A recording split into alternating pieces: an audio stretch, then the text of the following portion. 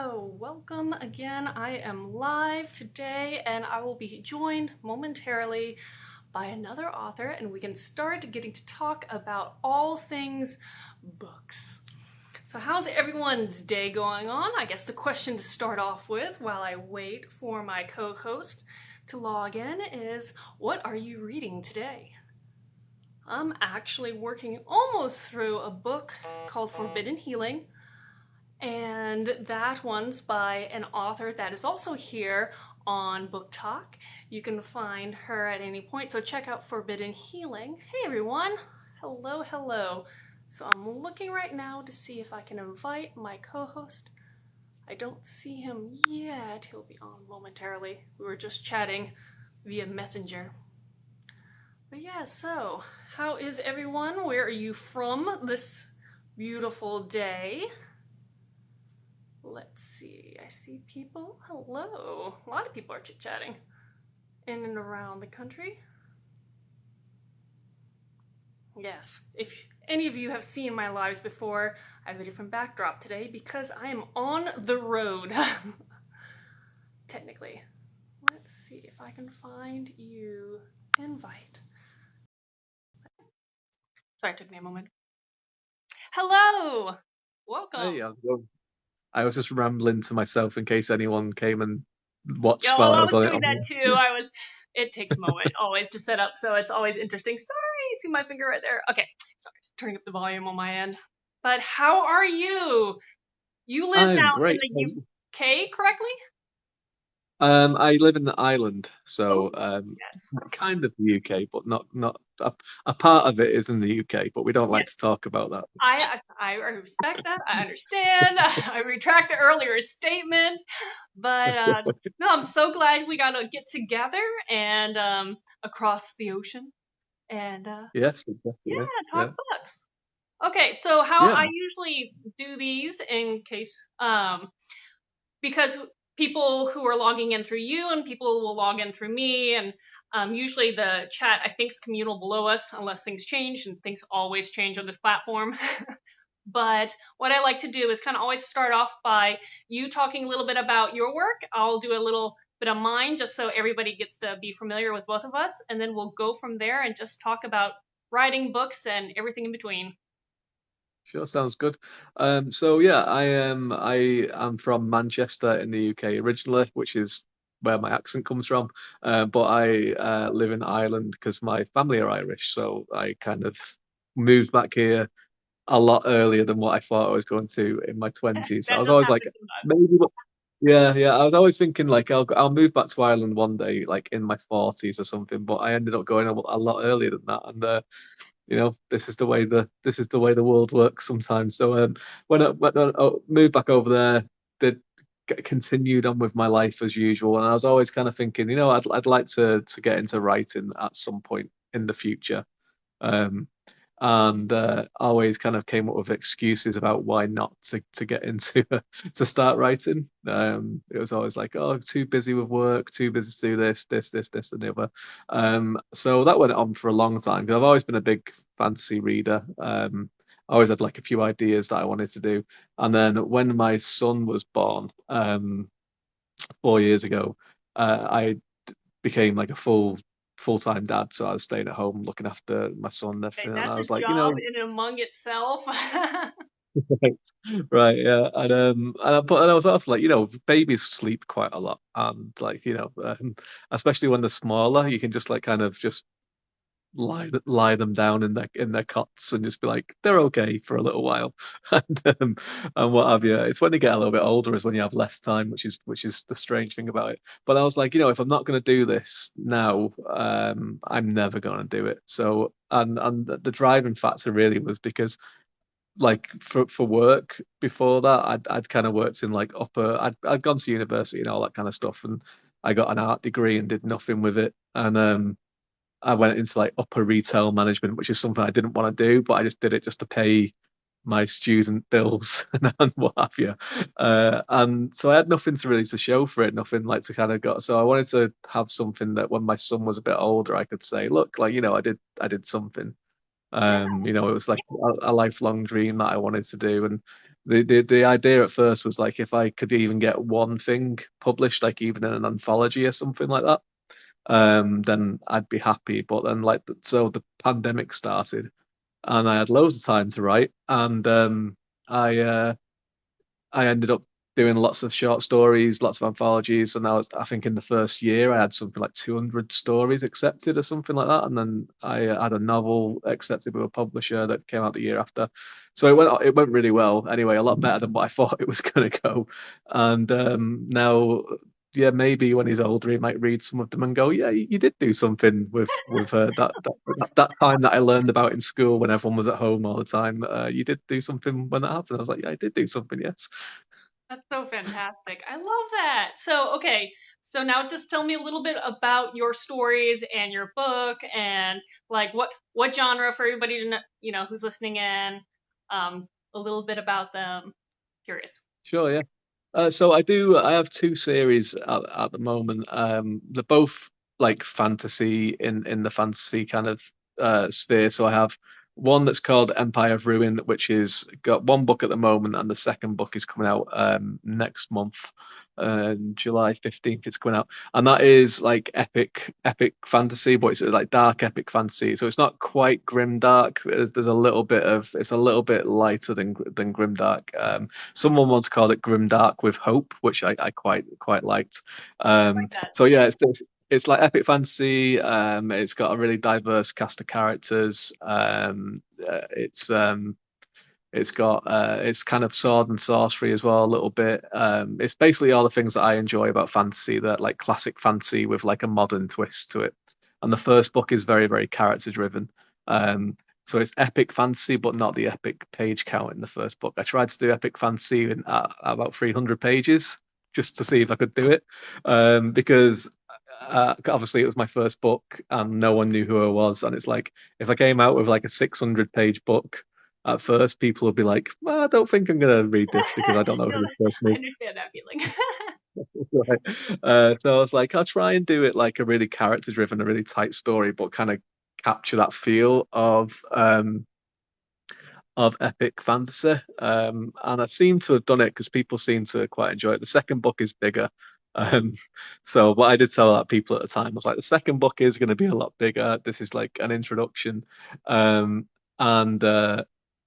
So yeah, so it's going to be four books in the series. So the second one is done. It's just about to come out. I'm going to start writing the third one pretty soon. I'm writing my other series at the moment, and my other series is an urban fantasy noir. So people kind of say it's kind of like supernatural, kind of like Dresden Files.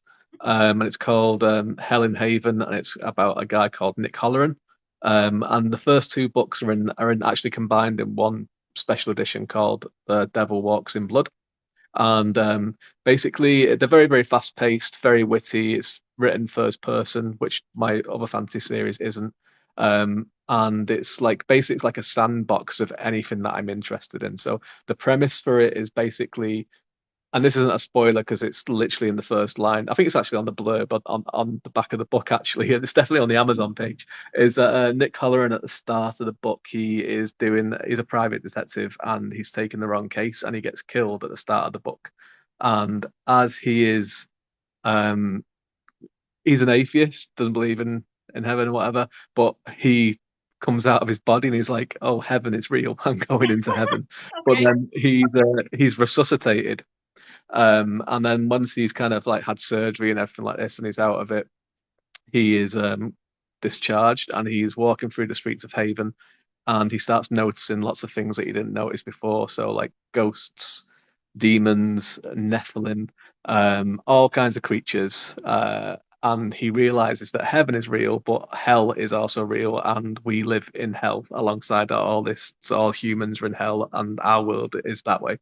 So he kind of wants to figure out why the world is the way it is. So he starts taking jobs for these types of creatures. And basically, he says in one of the parts of the book, like, if you've read about something, then it exists somewhere in this world. So it's like, it's my excuse to kind of go, I want to do something about zombie Vikings in this book, and I can do it because they're there. Or I want to do something about the Wild Hunt, or I want to do something about I don't know, I could make up my own thing, which I have done as well. Like, it's there, it's in the thing. So it's like kind of like it's they're still like, the fun books, and I'm still very, very proud of them, but they're kind of it's my break from doing epic fantasy. I go, okay, I'm just gonna go and have a lot of fun with this one and just throw everything at it and see Love that. see what sticks.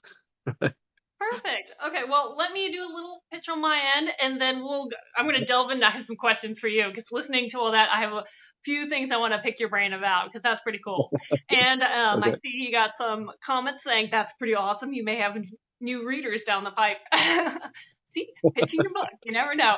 Okay, so Okay. my name is Katharine Wibell, and for anybody who doesn't know me, and I am an author of various high fantasy series.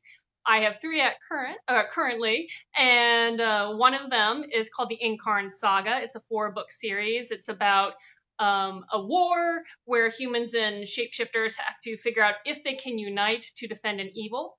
And that's on your side of talking about that phrase of grimdark with a little hope. I kind of like that Right. term for a few of my series, so I do consider that a darker fantasy, but not definitely the grimdark level. And that's a new adult series.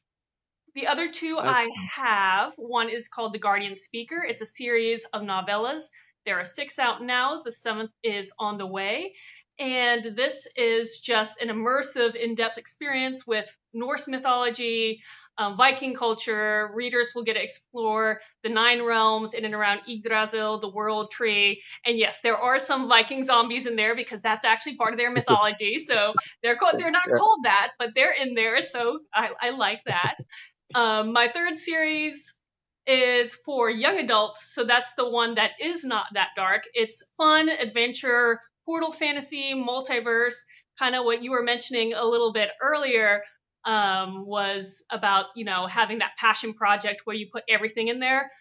The Jet Chronicles is like that for me. I throw all the different mythologies in there, all the different creatures and beings and beasts, and have a lot of fun, where my character can travel through the 12 magical worlds and just experience a little bit of everything that way. So that one's a lot of fun as well.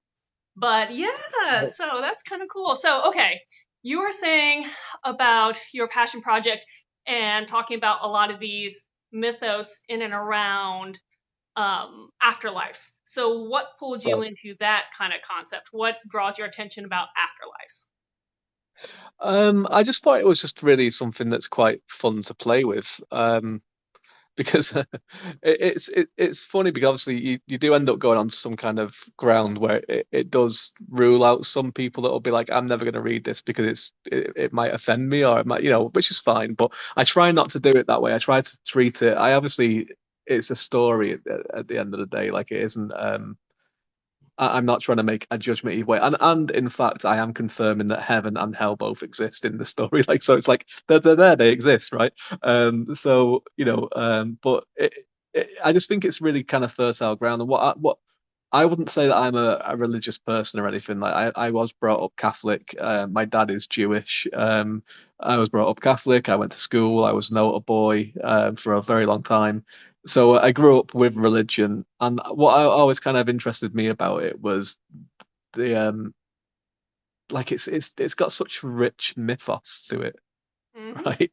Like it's got all these different characters. Like when you go past like the kind of when you go past like the kind of the story about Jesus and all that kind of stuff and the testaments and the sermons and everything. When you go into like the biblical kind of what happened between heaven and hell and all this kind of stuff, it's like a real like family kind of fallout with lots of drama. It's almost like I don't know if you watch Succession or anything, but it's like that. It's like all this backstabbing and all this kind of wars and everything happening all the time. And I was like, this is always like really interesting. Like, why does the priest not talk about this on a Sunday morning?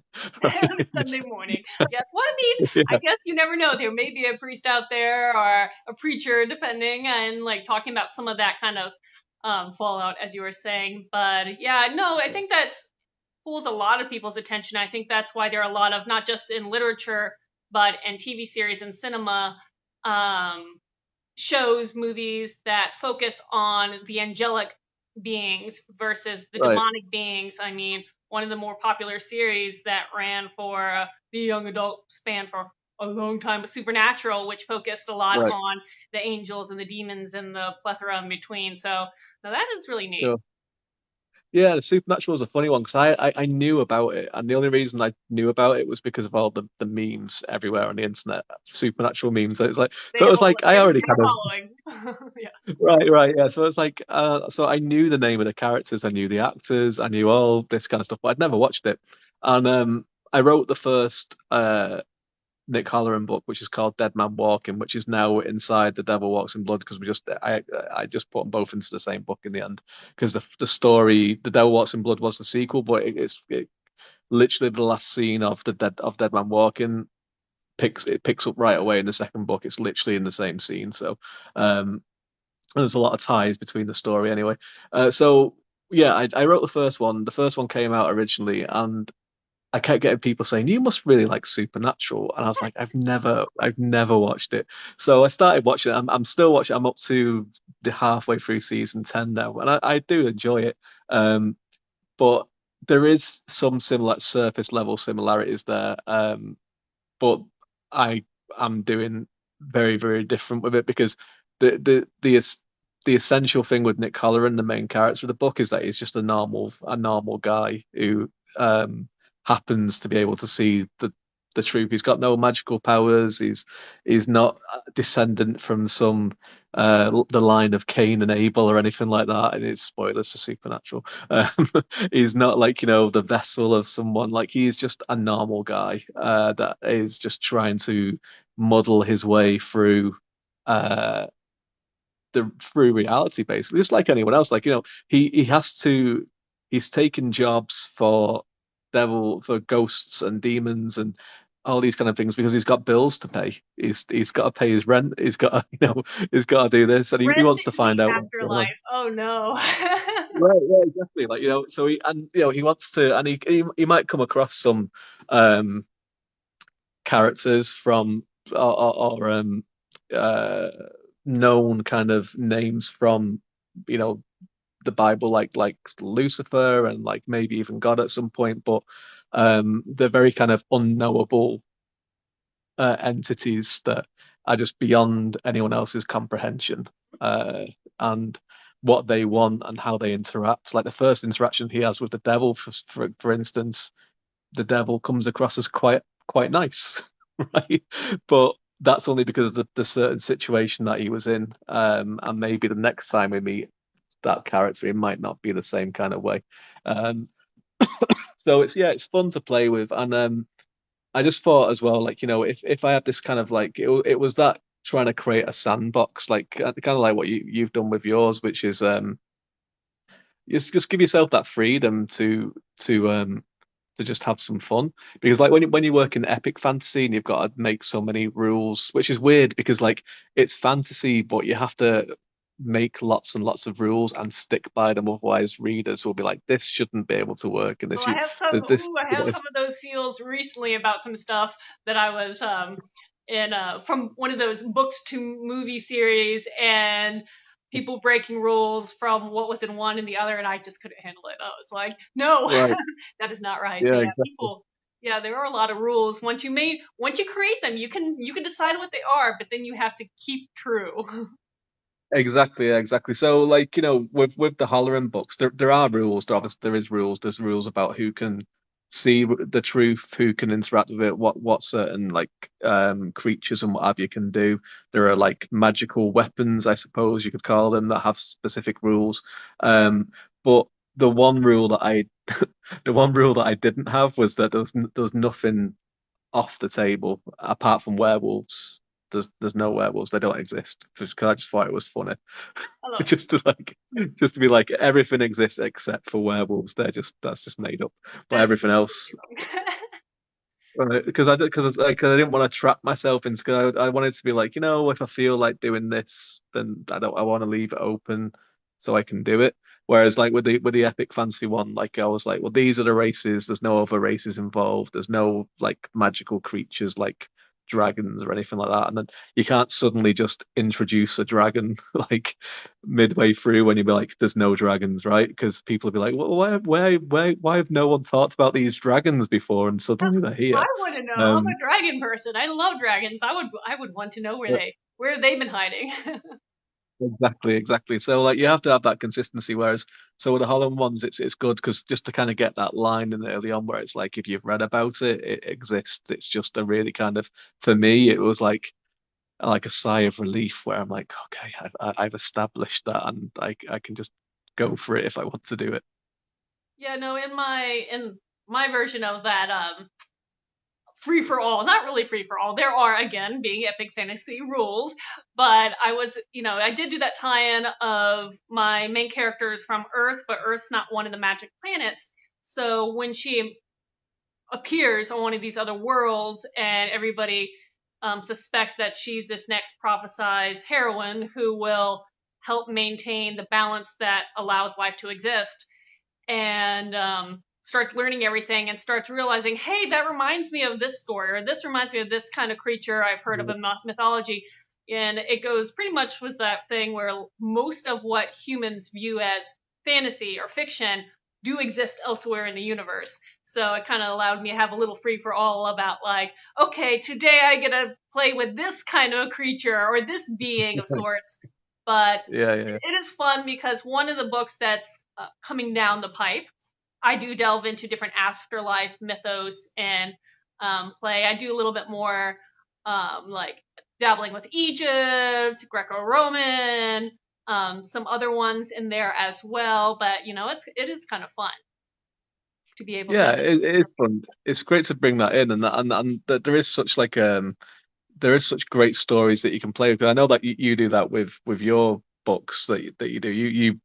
You put your own spin onto these legends as well, don't you?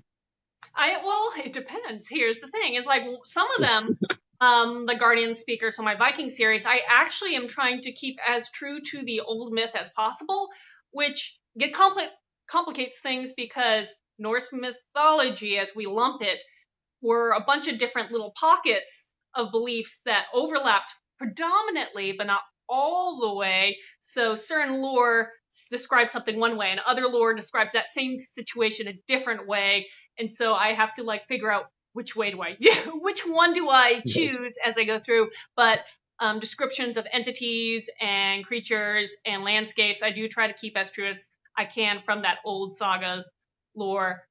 My other series are different. I can, like you said, twist things, and I do like to do that on occasion where I'm about to bring in a type of being that maybe is a little more familiar in mythology or fantasy books today, and then someone reads it and it's just like, that's not what I expected. I'm like, no, I Right. didn't want you Yeah. to expect the way they were. That would be a little boring. You have to have Yeah. those Right. twists Yeah. sometimes. Yeah. It's fun to do that. It's fun to do because I because the Halloran books are set in Oregon for reasons that I'm not even sure why. I just was like, oh, I'm gonna set this in Oregon. Well, the main reason was because like I was like I like grunge music, and I was like Nick Holloran's the same agency, so I was like, well, maybe we'll put him. He was from Portland originally, but I was like, do I want to say it in Portland? Then I have to go and research this place. No, I don't, because I've never been there. So I was like, I will just make my own place just near Portland, right? But then I was like, well, it's going to have the first book. I wanted to bring in some kind of like North Western American kind of creatures that are like so one of them was an Amarok that I brought in, but then I was like, it can be quite cold up that part of the world, so I was like, what I'll do is make them, they have fur and everything, but the fur covers the bones are made out of ice. So like they have like so they melt and stuff like, because I have this obsession. My publisher has just joined, and she will know that I have this weird obsession with things melting in my books. I don't know why. Just people melt left, right, and center. They're just melting all over the place. So you're And like that ice water element. Is that your element to play with? Ice and water. well, I'm a fire. I like flame. Well, yeah, I like fire as well. So the fire is melting all the stuff generally, but Okay, like well, there you I go. think I think what it is I think it's because of Indiana Jones and Raiders of the Lost Ark. I think I love that movie. I love all of them, but the bit where you know when you look into the Ark of the Covenant and like the guy melts, I think that just traumatized me as a child or something. Right? It is a very jarring scene, especially when it came out. It was like new kind of like Yeah. effects, and yeah, that was a very disturbing scene. Yeah, 'cause I must have been. She's commenting now saying that like she's going on about melting. She's like, "Yep, there are people be melting everywhere." But yeah, they just I just can't help it. But yeah, I must have seen that film in the mid '80s because I was born in '83 and that came out in 1981. So I would have probably seen it like in '86 or '87. And I think it just s- changed my mind completely. I was just like, this guy's just melted completely, and I can't ever forget this. There are definitely moments of like visual moments in cinema that, and that I guess that's yours, that just sticks with you. And now you Right. melt other people. I do, and it's. I didn't even realize at first that I did it so much that like, 'cause until we were doing the second. All my books are with the same publisher. It's Avery River Publishing. That's a Canadian publisher, and I can't. I think it was the they did development edits on In Solitude Shadow first, and then they were doing Dead Man Walking because they both came out at the same time, and then Devil Walks in Blood. And on one of I think it was one of the Nick Halloran books, like one of the development edits was like, "What is it with you and things melting?" And I was like, "That's a really good question because I didn't even realize that I did it so much." So when I wrote that when I was writing Path of War and I'm writing the next Nick Halloran book now, I'm kind of like I have to just really limit how many people get melted in these books. Oh dear, that's that's so funny. I would never have thought that would be a challenge to be able to limit yourself from melting people. But that's the fun thing about being an author is all of a sudden you Right. realize you have these problems. You I have too do. many It's people. a real problem. It's a real problem that I have, and it made me do some real self-reflection on where this problem came from. There's But some the thing is, symbolism though, right there. yeah, exactly. So the thing is with the epic fantasy series, there is like a Correct. forbidden spell that melts people pretty Hmm. much. It's called evisceration. It drains their life energy and it turns them into this. So I have to keep using it every so often. So it's in the story now, and the story kind of revolves around this technique that's like forbidden. So when I was writing the sequel, I kept on thinking, how can I describe people being melted in a in a different way? So that my publisher isn't just going like, stop melting people all the time. It's like if I have seen a number of authors kind of post videos here on Book Talk and talking about, what they researched today. And I can think about like you Googling and being like, how do I melt a person a different way? I didn't need to do it. Oh yeah, different way. Yeah. I did need to do that. I was kind of thinking like, how can I do it in a different in a way? But I didn't need to research it in the first place because I just thought of the dude from Indiana Jones. I was like, that's exactly what it is. Beautiful, beautiful. Melting. Okay. Brother Monkey says the melting stick. I don't know. I need to know more about this melting stick, but yes.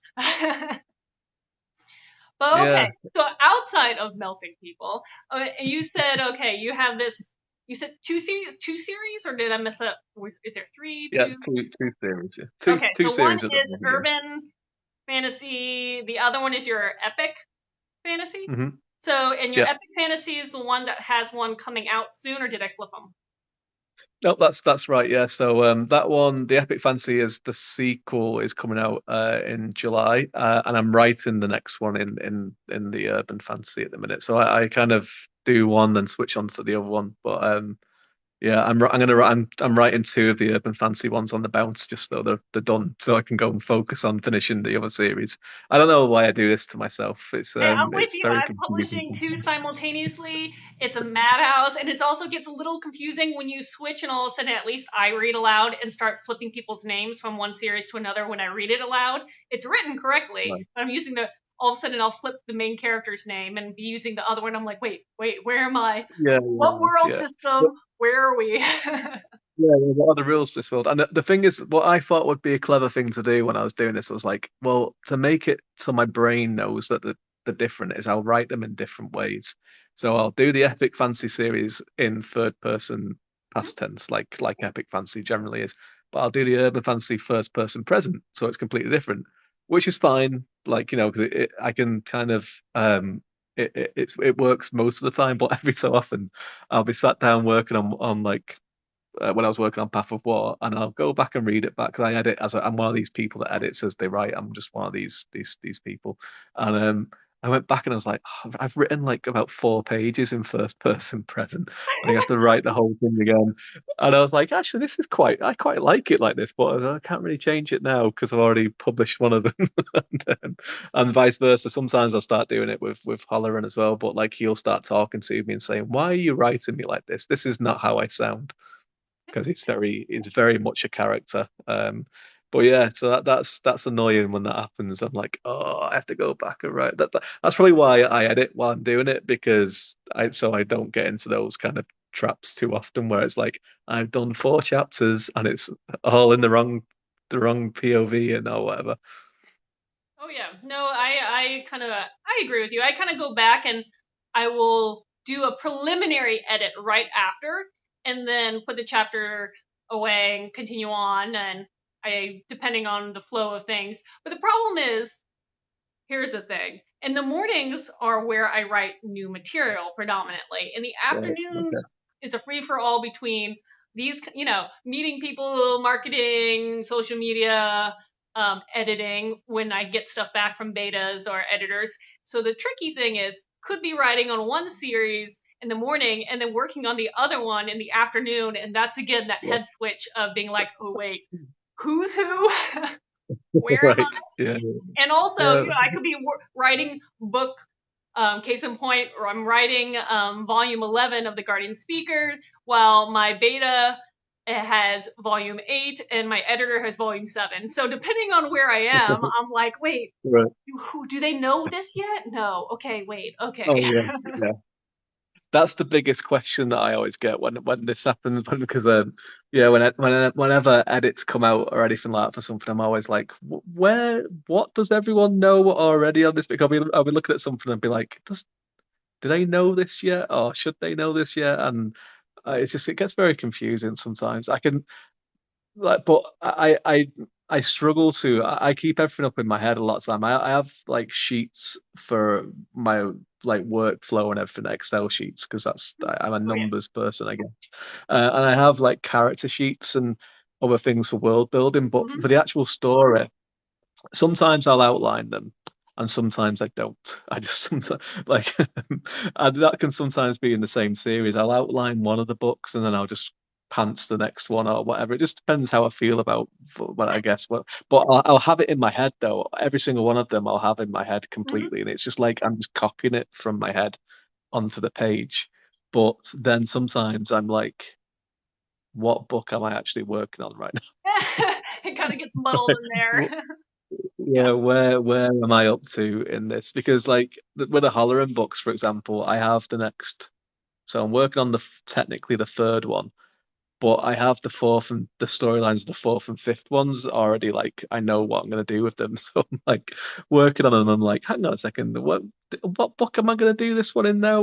Where has this come from? I really should write some of them down at some point, just a brief outline.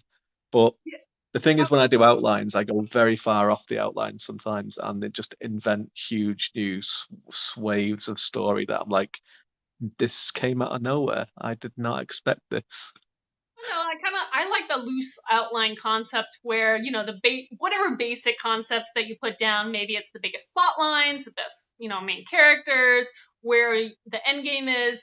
But I like having it loose enough where if a subplot emerges out of the blue or new character comes in that you didn't expect, they can, and you're not stressing about Right. it too much. You kind of give enough freedom that your story kind of ebbs and flows in an organic way, at least. Organic. Yeah, it's a nice way of saying making it up as you go along. Like, we'll do it this way. A little more eloquent in the ear, at least. Right, right. Okay, Yeah, so but you're. I don't mind it. Oh, I was gonna say, you said you have one coming out in July. What's the date? Mhm. Holy So that is July 15th. It's coming out. moly! Yeah. We have a co-release day then. Ah, Oh, do we? Oh, excellent. Oh, we have to do something for that. Something other than this. that would be fun. Yeah, because what I'm Yeah. doing is my novella series are only ebook versions because they're just, again, they're small. I didn't feel like I wanted to print out a teeny weeny little book. It's just like not worth it. With that said, because I'm going to be bundling the first four together in a physical one, I'm going to come out with print versions of volumes 1 through 4 together and in both paperback and hardcover. So they release on the 15th of July. Right. So, Very nice. Very yay! nice. That's Well, so yeah, cool. we'll Good have to do day. something. Yeah, let's have a party or something, a release party for the Yeah. 15th of July. Yeah. I'll be Who would have excited. knew? I don't know. What do we want to do? I don't know. We could hey, do one of these other TikTok lives and just promote it, Yeah, There's do jump yeah, on yeah, and just chat about stuff. And oh, in case, again, I mentioned this before you got on with me, was the fact that I'm traveling today. So I'm actually invading my sister's house and don't have my normal yeah. background. But for future reference, I love it. I have a reverse poster, so you don't have to inverse everything. And so when you do lives, people can see your book covers in the background, throwing that Oh, out very nice. there because it's Yeah, I always need to do that kind of, because yeah, I yeah, don't know. it's kind of Just throwing that out there because I was like, those are always great to do. And you could always have right. the poster with your new book cover in the background, That's a throwing really them good out. idea. Like, yeah, I need something because, like, grey walls are not very, they're very. I'm told that they're in at the moment, but also they're quite boring. They are a little, yes, they're great to dress up. You can dress up a gray Exactly. wall. But then again, I'm a Exactly. person who likes art. And so every room in my house, if there's a wall space, there's a piece of art stuck on there. So I don't have a lot of free space.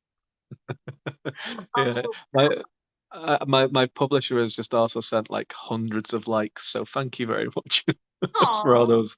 those so many likes. Yeah, I would love to do that. I keep on kind of hinting, like, I mean, it's Father's Day this weekend, and I'm kind of like, what I'd like some frames of my book covers. Oh, that'd be Right? really neat. That would See? be nice. But the hint never works because I've been hinting at it for years. Well, not years, like when was my last one? I've been hinting for it for a year basically. It's just never happened. So I'm gonna end up You need doing like it myself. sticky notes or something and just start sticking them places and say, this is what I wonder about this Right. frame sale, just Yeah. put Yeah. them But like, everywhere. what this room really needs is a castle. So, two badass female characters stood in front of a castle exploding, and it doesn't seem to work. It just doesn't work at the moment, unfortunately. Maybe one day. Maybe one day. That would be cool. So, okay, let me ask you, because I know people who are in the writing point are curious about this sometimes. You're going through a publisher, so the book covers, were they designed through the publisher or did you have a say in them? I was curious because, again, I am an indie person, so I micromanage all of it myself, but going through publishers are foreign with me, so I always kind of like to kind of see another side of things. Sure, yeah. So my publisher is a small press, which is great. So they're independent as well.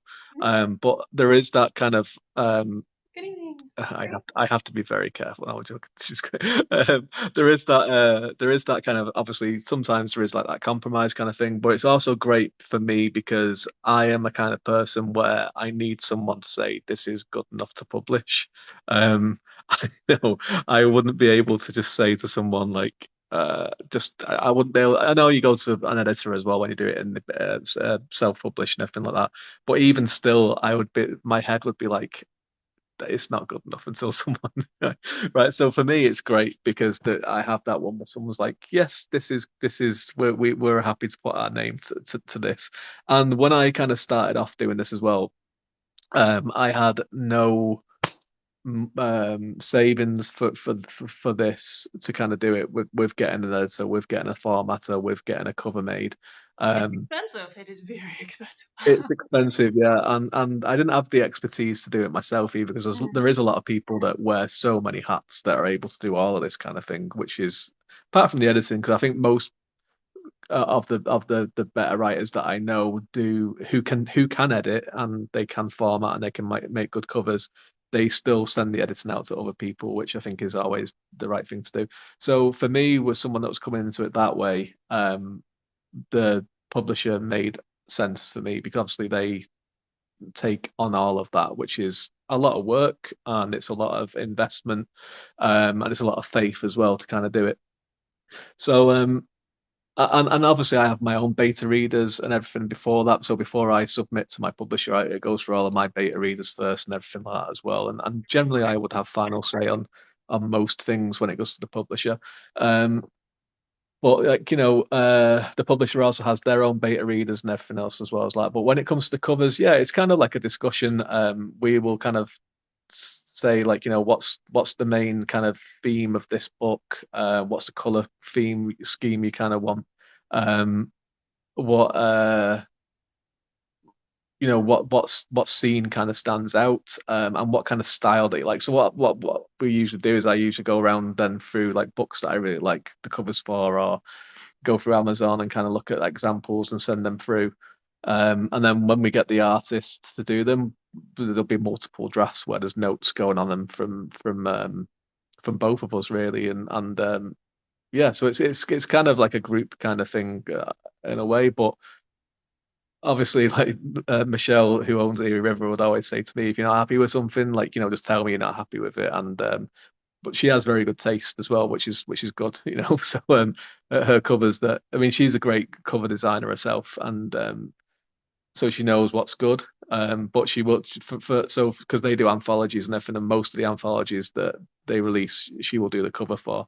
Um, but generally for the single author stuff, she gets another artist to do those ones, and she's got a really good eye for it. So it's good. Yeah, it's nice. So it's there's not. I know people that are traditionally published, that have got agents, and then they're at one of the big four, and the level of compromise is much, much, much higher than what I experience, where it's just with.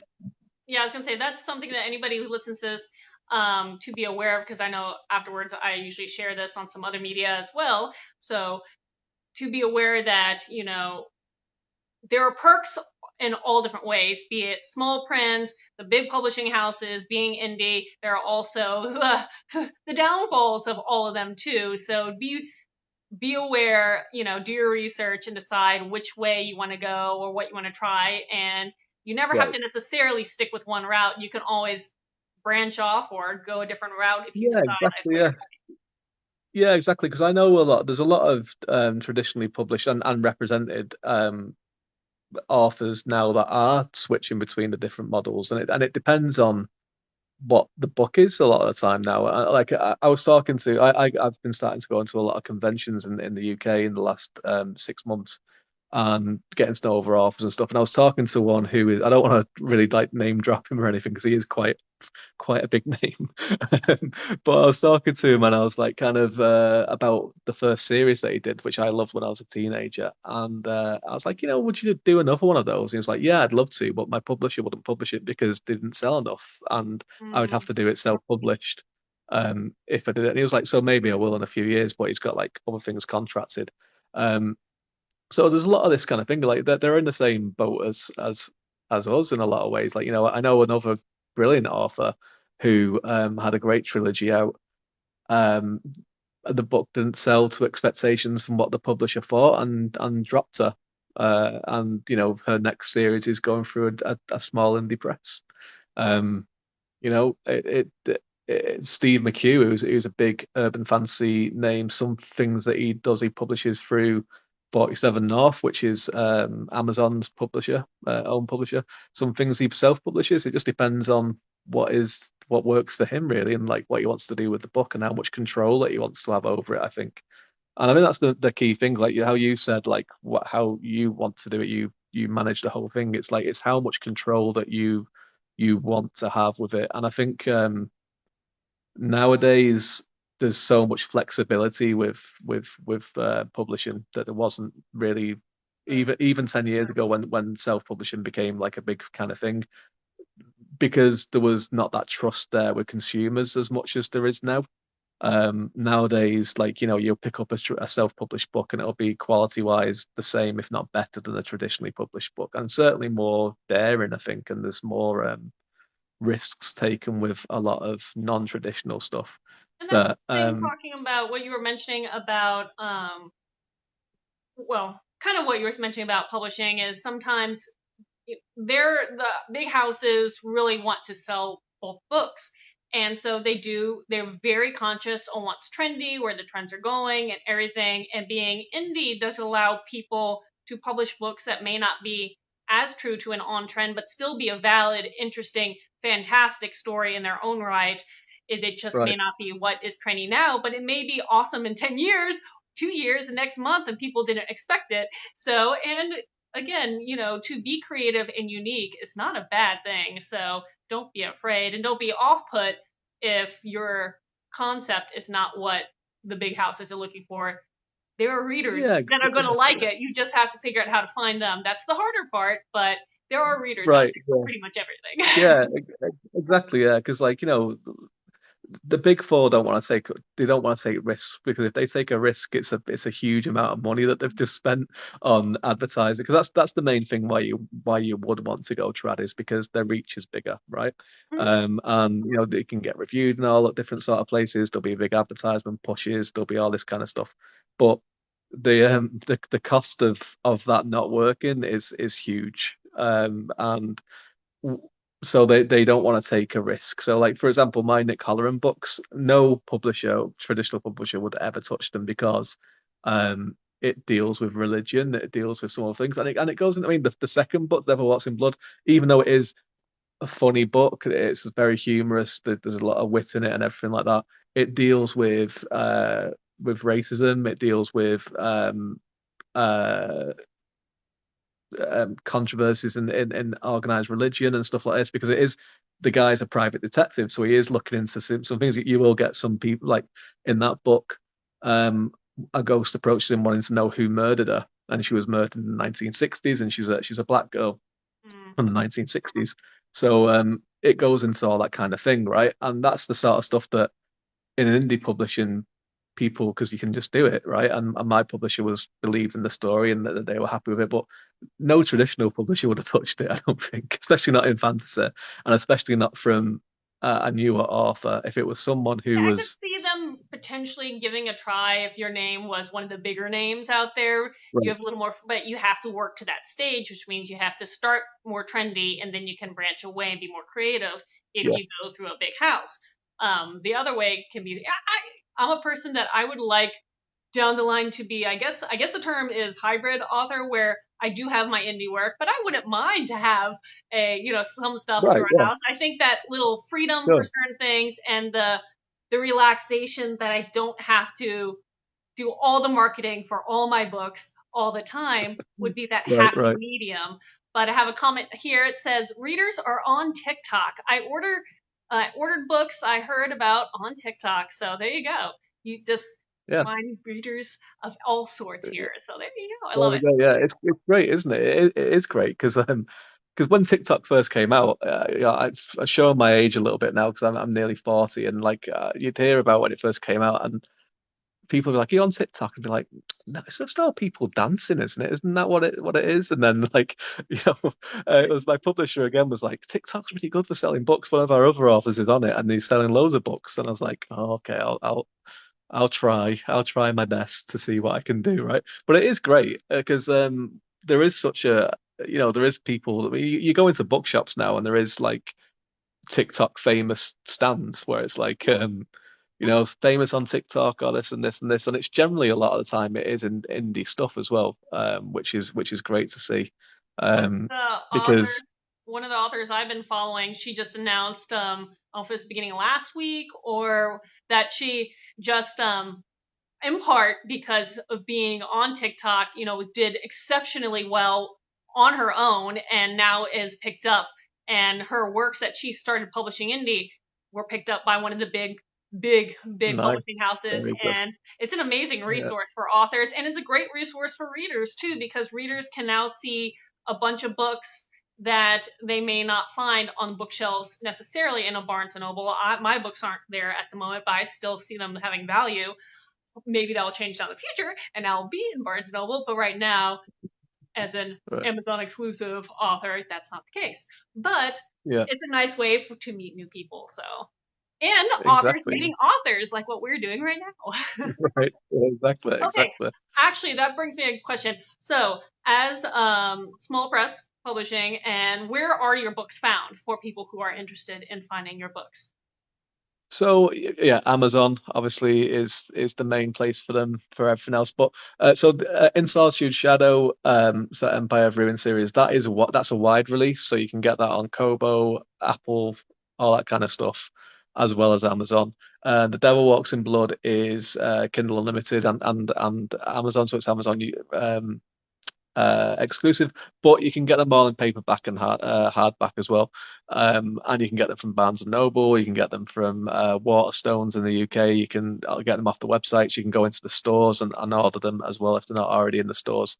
Um, if anyone wants to do that, that'd be great because it would be great to have them in the stores, but they are on the websites.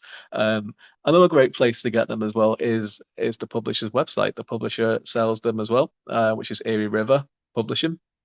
Um, they're also going to be doing a book box pretty soon called Book Box Canada, which is just for people in Canada, where they're going to be doing it like a subscription service.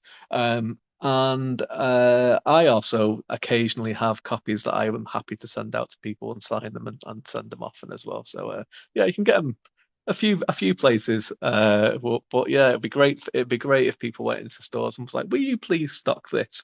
Even if you already own it, right? Ask them for like 3 or 4 copies of it and just buy one of them so they have to put the rest of them on the shelves. Right? Well, That'd be the best one. I don't know the answer to this, but I assume that if your books are found on Barnes and Noble in their catalog, that you would be eligible to do a book signing through that store. Have you ever considered this? Well, we don't have a Barnes and Noble in Ireland, unfortunately, which I would I didn't know do. that. Now know. Yeah, we don't Barnes and have them. Noble, We if have you're listening, change this. we have one that's called Eason and the one that's called Dubray Books, which are owned by Eason, and they're really hard to get speculative fiction stocked in there for whatever reasons. Ireland is like that a little bit. But there is a big market for speculative fiction, but there's not people that stock books in bookshops seem to think that there isn't, and everyone's like, people are just interested in Seamus Heaney and Oscar Wilde and James Joyce and books that are like that. It's like, people like other things too. And they're like, no, They they do. don't. They just want these things. I dictate what you're going to get since I sell out. But hey, there you go. Well, you might be able to then if you. I mean, I've done this before where I've actually done signings in other venues that are not even bookstores. They may be, these kind of co-ops where there are people who do art and all that stuff. And as long as you do promotions, I've done well with some of those. So you never know. Hmm. You can create your Yeah, own. yeah, it's good. Yeah, it's good. I might do it a little bit more. I'm going to a convention in September in the UK called Fantasycon. It's in Heathrow. It's in a hotel at Heathrow Airport, so it's handy for people flying in. Actually, it's actually me coming from Ireland. It's actually easier for me than people that live in England because it's like you have to go through London to get to it, whereas I can just fly in and it's like it's next to the airport, right? Very nice. And so, yeah, I'm going to be doing a sign and a table there. And with books and some of the other authors from Erie River are going to be there as well, and another author from the US actually called Rachel Renner, who does the Lightning Conjurer series. That's a great series of books. We're all going to be on the same kind of tables doing something, so that'll be fun. So if I have anything left over, I might just start going around to stores in Ireland, going, "Would you mind if I just come in and set up and do a sign in here at some point and try Yeah, and sell that's some of these great. books?" Yeah, I was gonna say, especially if you do these like mom and pop bookstores, that's a great way for people to draw people in and people who are already going there to shop. You have an author right there, and it's one of the best ways to sell your work is to pitch it yourself, because you are the author, you know Right. your work, and if you're passionate about it, you can make other people Yeah. passionate about it. So But let me ask you this though. Do you, when someone asks to, if I went to someone who had read my book and said, this, describe my book for me, right? They would do it really succinctly in like 4 sentences max. They'd be like, da da da da da, it's like this, like this, like this. That uh-huh. when it's the actual author doing it, I don't know when to stop. I don't know when's enough information. I don't know if I'm getting across what it's actually like. Do you have the same thing where it's like that? Like it's like just go off on this big tangent of stuff. Well, it depends. I would say early on, definitely, I would ramble because, there's so much to try to convey, but being able to do a lot of these kind of interview co-chats and interviews that, I've been a lot of blog stuff. It's been over the time being able to develop these succinct little pitches that I can keep it short if I need to now. But it's one of those practice makes perfect. You kind of start getting that feel of what you need to say and how much. Over time, you can kind of get that like down pat.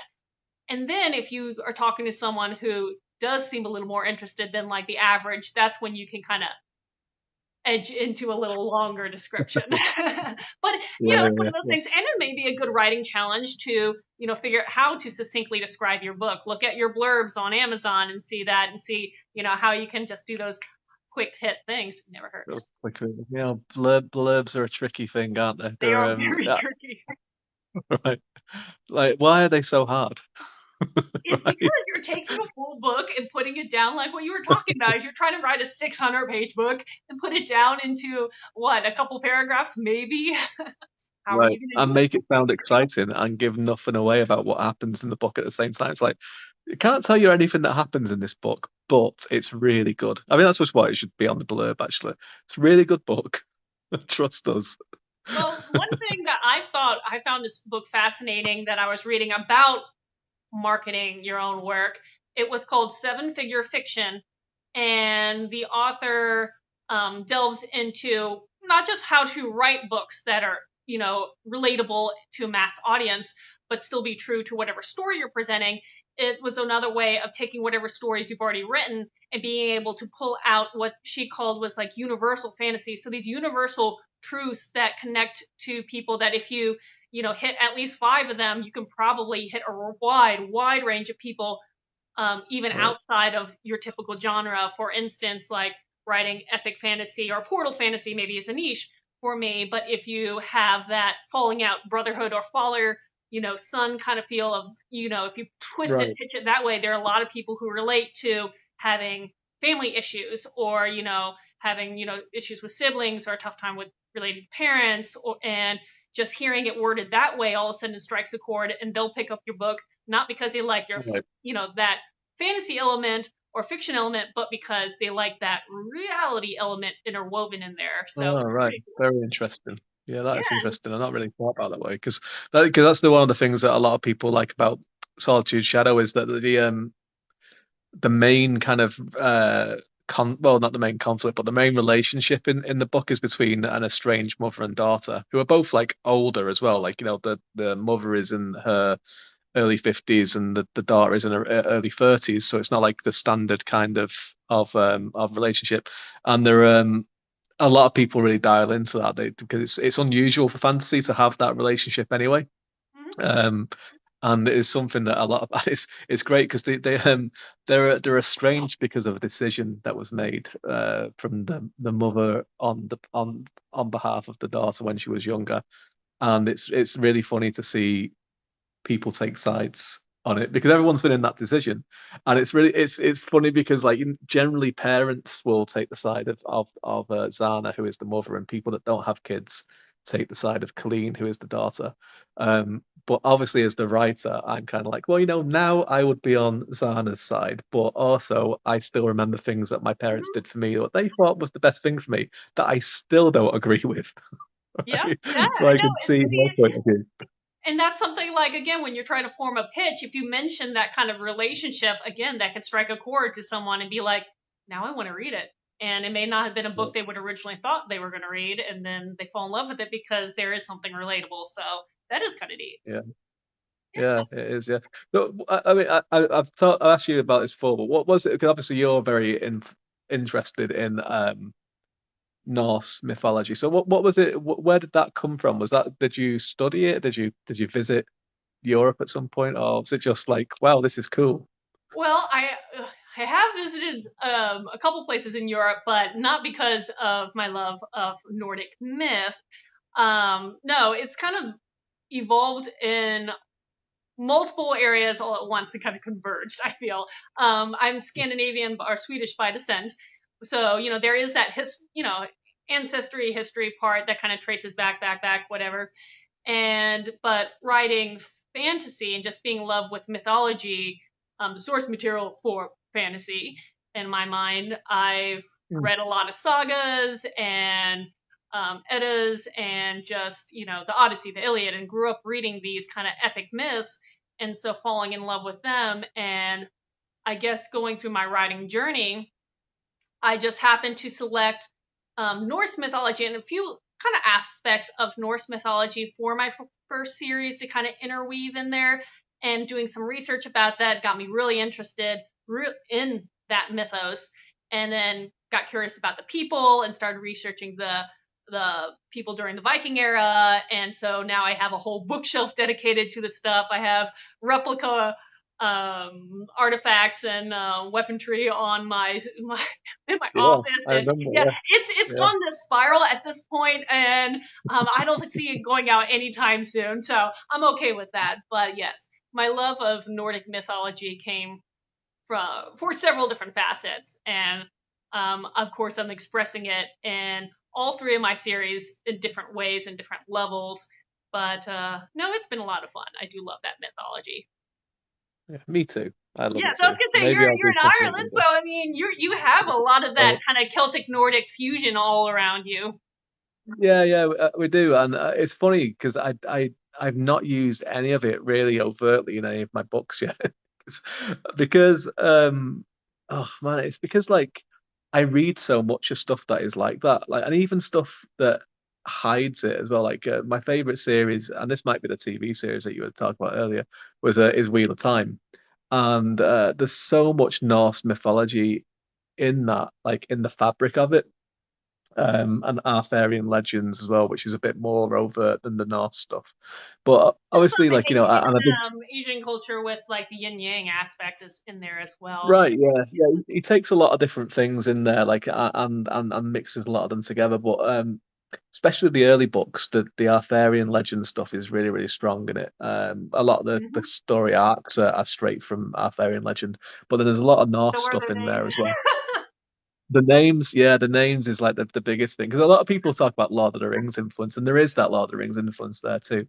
But like, yeah, Randall 4 is basically Arthur, and then there's like Egwene Alvear is Guinevere, and like Yeah, Nynaeve they're is like not Nynaeve. shadowed a lot, but enough that, well, I won't delve into too much of it because I could now start picking out some spoilers. I've only read the first three. We'll continue, Okay, but no, it's a fun series. I do like that yeah, interweaving. and it gets better actually. The fourth one is probably the best book. Maybe the fourth, fifth, and sixth one are really, really great. Like they're all of about the same level. But like the fourth one really widens it up and it gets a little bit deeper into Norse mythology in the fourth one in a very kind of subtle kind of way. Because yeah, the Arthurian stuff isn't very subtle in the first No, three books because it's like here's the sword and the stone. Here is here that is was the this and book that I here's that. just got into, and I was just like, the sword is literally in a stone. Okay, I can't. Right. Right, yeah. He's not trying to hide it. He backs away from the Arthurian stuff after that one a little bit and gets a bit more subtle. But yeah, so and I'm a big video game fan, so a lot of fantasy video game stuff is very much like Northern European. Hmm. Um, so what I tried to do is obviously Holleran books are urban fantasy, so it's real world. But even though it's my own city that I made up, but it is real world. And if I wanted to do like let's say zombie Vikings or something in it, I could do it. But the epic fantasy style of In Solitude Shadow that is very much more based on Mediterranean, sort of 17th century Mediterranean. Um, kind of lifestyle and culture, just because again just to make it a little bit different. And I love the Mediterranean, and it was one of those things where it was like obviously I'm European, and I could have gone very, very different and written like something like a feudal Japan set kind of thing or anything, but I wouldn't be comfortable doing that because I'm not well versed enough in it to do it in a appropriate way, I guess. But then I was like, you know what, I'm European. I've been to many parts in Europe. I know many people from different parts of Europe as well. So I kind of toyed with like Slavic for a little while, but then I was kind of like, I don't want it to be like too much like The Witcher either, which I do love. The games and the I will books admit and the I have series. yet to read the Witcher books. It is on my to read list, but I have been watching the series, and I'm in Right. love with it. So hopefully I like the books because I'm super excited about them. Yeah, the books are good. I mean, the series is very different, especially the second Mhm. season. Yeah. But I kind of got into the books through the video games, and I think the third Witcher 3 is probably like I think is the greatest video game of all time, even better than Skyrim or Zelda. It's amazing. Um, so yeah, I don't really mind them changing the source material all that much because the games are based after the books, and there's a Mhm. pretty definitive ending of the books as well. Yeah. So yeah, but so I was kind of like toying with that. Then I was thinking, well, you know what? I mean, I spent a lot of time in on the Mediterranean coast. Like I've been to Portugal quite a lot, and I've been to like Greece, and I've been to a lot of the islands and Croatia and all that kind of stuff. And I was like, So well, I'm jealous just going of to set it there because yeah, because I was like, I love the food, I love the culture there, I like the weather most of the time until it gets too hot, and because I'm Irish, so like the heat does just I'm, turn me into a I'm from the lobster. South, so like, and I lived in New Orleans of all places in the South, which is the hottest place on earth. I feel like half the time. It's not Like, really, but it feels like that half the time. So I'm actually okay with warm. The cold though, Ireland is a little chilly, and I would love to see it, but I have to do it like in your prime summertime. well, this is the thing. We don't really. I mean, we don't really have much of a summer. I mean, it's summer. It's summer right now. An author friend of mine came over to do 2 weeks ago to do a tour of Ireland, and we met up with each other in Galway where I live, and she's from San Diego, and she was like wearing like a fleece and a coat, like a hat and all that kind of stuff, and I was like, you realize this is our summer, right? This is it. We have like 2 weeks in May where it's really nice, and we have 2 weeks in September where it's really nice, and that's pretty much it. So, yeah, but so yeah, that's why. So I was like, you know what, I'll do Mediterranean setting because I'm a big history buff as well, and like there's a lot of interest in history to draw on from like 15th, 16th century, 17th century Iberia and Mediterranean areas as well. And I thought as well I'd put like quite a bit of an influence from the Roman Empire in there as well, but kind of do like a kind of inversion of the Roman Empire because what they obviously the Roman Empire did many great things, but they also did lots of bad things too. Oh But yes. what they would always do, they were great at PR, and what they were also not afraid of doing was if they kind of took over took over a different culture, which they did quite a lot, they'd go, we quite like this culture, so we're going to pretend it's ours. So like when they like took over, like when they assimilated the Greek Empire, Hmm. they were like, we like your gods, so we're going to give them different names and pretend that they're our gods, and that's just the way it's always been, right? And they do this and they do this and that's what they did for they did it with Christianity and they did it with other things and so on. So with my empire in the Empire of Ruin, they started off as a city state and they grew outwards and they were like eating up different duchies as they're called in this. But instead of saying like we quite like what you do, we're going to copy it. It's like this is what we do, and that is it. That's the hard and fast rule. You do what we do. And I thought that would be quite interesting because to look at if Rome had done that because they were such a warlike state, right? And they were based on war. But they tried to kind of do this PR thing where they were a little bit more benevolent than what they actually were. So I was like, well, what if we just do this thing where they're not, and it's like their PR spin is like everyone is against us, so we need to be as strong as possible and project this strength all the time. And to do that, you have to do what we say, otherwise, Huh. you you've had it, right? So that was where a lot of that kind of came from like different bits of Europe, and I tried to stay away from the Northern European stuff as much as possible. Not to say that I won't do it one day. Like I'd love to kind of do like a proper classical, you know, North-based kind of thing. But not at the moment. Maybe in a few years I'll get around to it. That's fine. You can always have room to grow and change, but you got to keep true to what you feel that, calls to you. And right now for me, Right. that's Norse mythology, but as I write some of my other series, especially the Jet Chronicles that deals with mythos from all over, it's been fun because I challenge myself to try to pick one that maybe I'm a little unfamiliar with and learn little bit more about. And again, that gets exciting. I'm like, oh wait, how much do I want to incorporate this, or should I branch this off and do something totally different with this kind of concept that's working in the back of my head? But no, Um, there's a lot to choose from, so you yeah, never have yeah, to that's great. feel bored about material, at least for me as Right, a right, person who yeah, used and that's the way as well. It's when you put it's how you execute it as well. Like to. I often see like a lot of like authors kind of talking about like, oh, this is very similar to this, or this is this, or it's the same kind of idea. And it's like, well, just do it anyway, and just do it the way that you want to do it, and see how it works. Like, you know, like on a surface level, like my first, like on a surface level, my Nick Halloran books, if you just kind of like knew the points of it and you were familiar with like the Dresden Files, you'd be like, well, these are quite similar ideas, and they are. And again, the funny thing was I knew what the Dresden Files were, but I'd never read any of them until I wrote the first Nick Halloran book because people were like, "This sounds a bit like the Dresden Files." I was like, "I'm gonna have to read these just to see." I, And I remember like reading the first one, and I was like, "Yeah, it's pretty like there's a few similarities in this, but there's a lot of key differences too." And I was very, Nick is his own character, and I like Harry Dresden, but um, Nick isn't a big misogynist like Harry Dresden is, which was a big difference.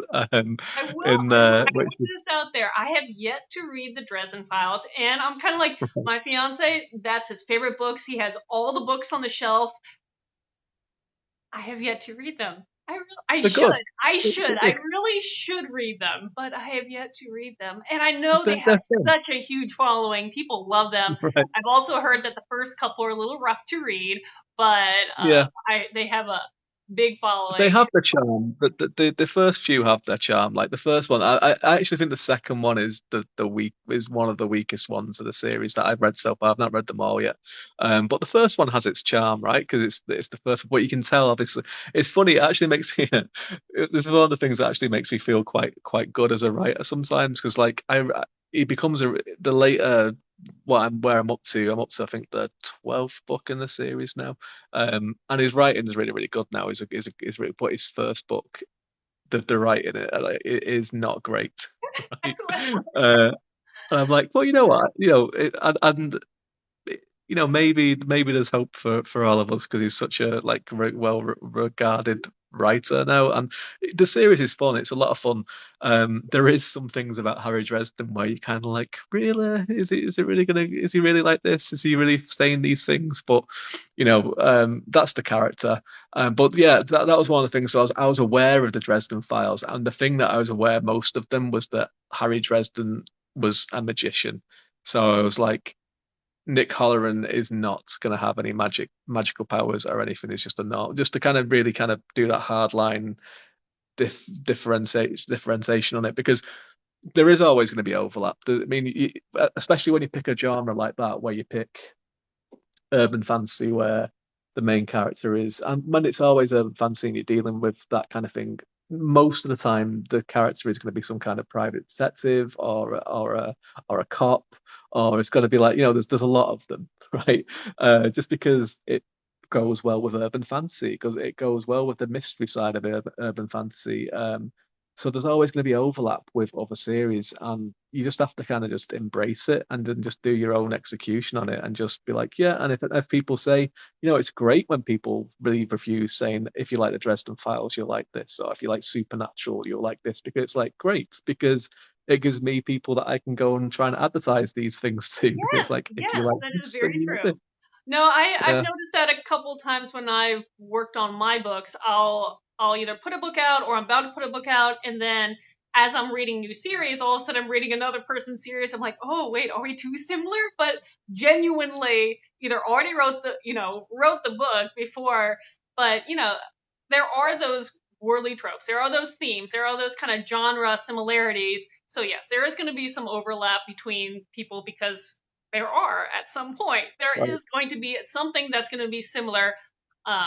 It's different than plagiarizing someone else's work, but similar overarching Yeah, themes, that's fine. And like you said, especially if readers are like, oh, saying things like, if you like Dresden, like that, again, great stick for marketing. It is amazing. I wish I had more people yeah, tell me what my stuff is like because I sometimes flounder with the marketing. I'm like, really? I don't know. I am a person who writes stuff because I enjoy writing the story, but that doesn't really help me figuring out who to market to.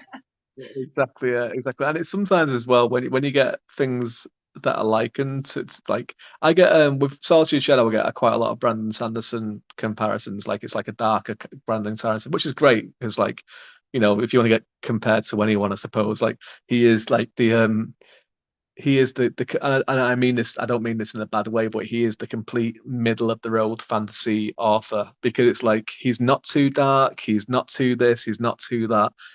Apart from the only Approachable. thing where He's it's going to have approachable. is approachable, right? Exactly. So it's a good kind of baseline to go with, where someone say like this, but this, right? But sometimes like I get likened to some things that I'm like, what? How have they How? got that You from gotta that? explain Right? it to And it's me. like, Point it out. yeah, yeah, yeah. Or as well, like and this is like my big like kind of fantasy faux pas, because I am a big fantasy fan, and I always kind of get a bit whenever anyone starts talking about David Gemmell, I kind of just be like, I've never read any David Gemmell stuff, and he was so big in like my circles of things that I was reading, and every time like I'm on panels and stuff, and people start talking about David Gemmell, I'm like. Yeah, I just try and stay quiet because it's like I'm not ready to David Gemmell. But occasionally people are like, "This is like Brandon Sanderson mixed with David Gemmell," and I'm like, "Oh yeah, I should really read some David Gemmell at some point." I'm kind of with you. There are the big name people who have been around maybe for a reputable number of years that I haven't read one of their books or have barely read any of their books because my interest has always been that source material for mythology. So I do choose Right. stuff like Icelandic sagas over the modern day fantasy. I'm trying to challenge myself to branch out, and of recent, um, probably the past couple years, been really trying to read some more modern stuff, both indie and not. And but I'm behind the times. I can tell that because everybody's talking about what all these books, and I'm like, yeah, I write.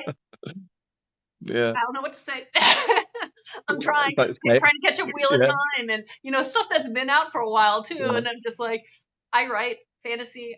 I'm trying to get some relatable books. Trying to learn yeah. education wise. Okay, since Like our yeah, time is running short, is there any questions you have? Anything you want to say before we wrap up today? But I do want to talk to you in the future, especially after you publish a couple more, yeah. and the 15th. July The 15th, 15th. double Yes, publishing day. exactly. That's so crazy. That's so great. We'll have to do something. I was thinking, yeah, I don't really have any questions or anything else to say, but there was I did see two authors recently do like this big event on across like loads of social media because they had a book out on the same day as each other, and it was just like they invited all these other authors to it, and they were doing all this kind of stuff, getting all these readers together, and it was pretty cool. And I was like thinking that'd be great to launch a book on the same day as someone else.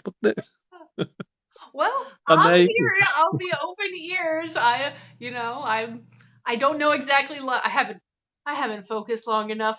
There's too many little facets going on right now in my life to fixate on one thing too long.